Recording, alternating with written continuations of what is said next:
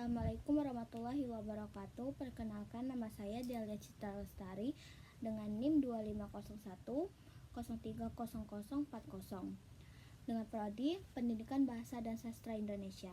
Saya akan mengerjakan tugas ujian akhir semester dengan mata kuliah pengantar pendidikan dengan dosen pengampu Pak Robi Patria, MPD. Baik, saya akan menjawab pertanyaan nomor 1. Proses transfer ilmu memandang pendidikan sebagai pemindahan pengetahuan dari guru kepada peserta didik. Pandangan ini menekankan aspek kognitif dan hasil belajar berupa nilai atau kelulusan.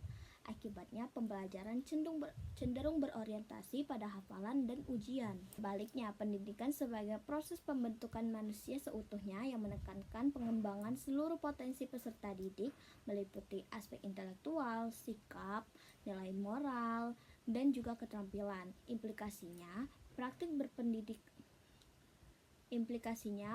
pendidikan di sekolah tidak hanya berfokus pada penguasaan materi, tetapi juga pada pembentukan karakter dan kesiapan hidup bermasyarakat.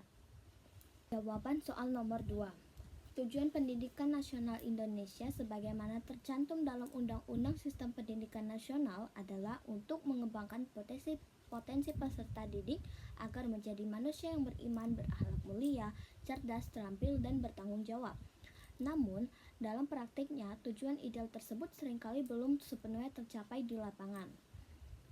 Salah satu penyebab utama kesenjangan tersebut adalah faktor struktural. Faktor ini meliputi kebijakan pendidikan yang sering berubah, pemerataan sarana dan prasarana yang belum optimal, serta kualitas dan distribusi tenaga pendidikan yang belum merata. Contohnya, sekolah di daerah perkotaan umumnya memiliki fasilitas yang lengkap dan guru yang memadai, sementara sekolah yang terpencil seringkali kekurangan guru dan fasilitas belajar. Selain faktor struktural, terdapat pula faktor kultural yang berpengaruh.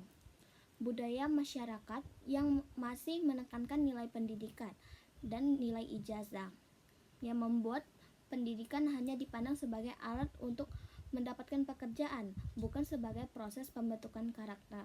Selain itu, budaya dalam belajar yang kurang kondusif, seperti rendahnya minat baca dan kurangnya dukungan keluarga terhadap pendidikan anak, turut memperlebar kesenjangan antara tujuan dan realitas belajar.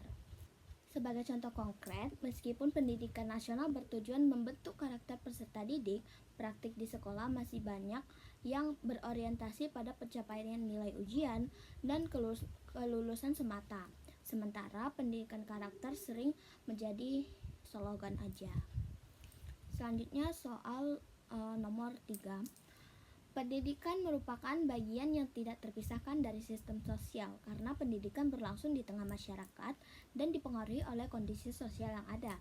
Nah, dalam konteks ini pendidikan memiliki dua peran utama, yaitu agen perubahan sosial dan sebagai alat reproduksi sosial. Sebagai agen perubahan sosial, pendidikan berperan dalam mendorong kemajuan dan pembaruan masyarakat. Melalui pendidikan, individu dibekali pengetahuan, keterampilan, dan cara berpikir kritis yang memungkinkan mereka memperbaiki kondisi sosial yang ada. Nah, contohnya, pendidikan yang menekankan kesadaran lingkungan dapat mendorong masyarakat untuk lebih peduli terhadap pelestarian alam.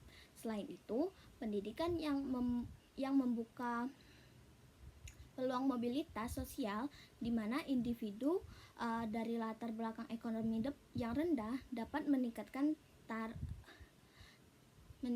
taraf hidup melalui pendidikan. Namun di sisi lain, pendidikan juga berfungsi sebagai alat reproduksi sosial. Artinya, pendidikan justru mempertahankan struktur sosial yang ada. Hal ini terjadi ketika akses dan kualitas pendidikan tidak merata. Sekolah unggulan biasanya hanya dapat diakses oleh kelompok ekonomi menengah ke atas, sehingga ketimpang sosial terus berlanjut. Dalam konteks Indonesia, perbedaan kualitas pendidikan antara sekolah negeri favorit, sekolah swasta elit, dan sekolah di daerah terpencil menjadi contoh nyata reproduksi sosial melalui pendidikan. Selanjutnya, jawaban nomor 4. Lingkungan pendidikan terdiri dari keluarga, sekolah, dan masyarakat yang masing-masing memiliki peran penting dalam pembentukan karakter peserta didik. Keluarga merupakan lingkungan pendidikan utama dan pertama. Di dalam keluarga, anak pertama kali belajar nilai-nilai dasar seperti kejujuran, tanggung jawab, disiplin, dan sopan santun. Pola asuh orang tua sangat mempengaruhi perkembangan karakter anak. Apabila keluarga tidak berfungsi secara optimal, misalnya kurang memberikan perhatian dan teladan, maka anak berpotensi mengalami masalah berperilaku dan emosional. Sekolah berperan sebagai lingkungan pendidikan formal yang terstruktur.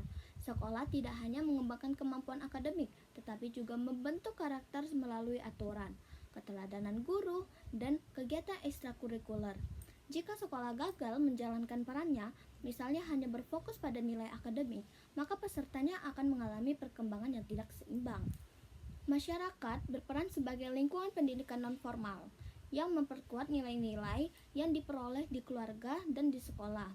Lingkungan masyarakat yang positif akan membantu peserta didik menerapkan nilai-nilai moral dan dalam kehidupan nyata.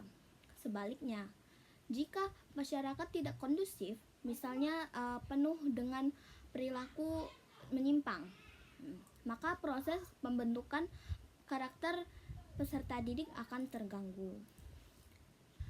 Selanjutnya jawaban soal nomor 5. Perubahan kurikulum yang sering dapat menimbulkan berbagai dampak bagi dunia pendidikan. Bagi guru, perubahan kurikulum menuntut penyesuaian yang cepat terhadap perangkat pembelajaran, metode, dan sistem penilaian.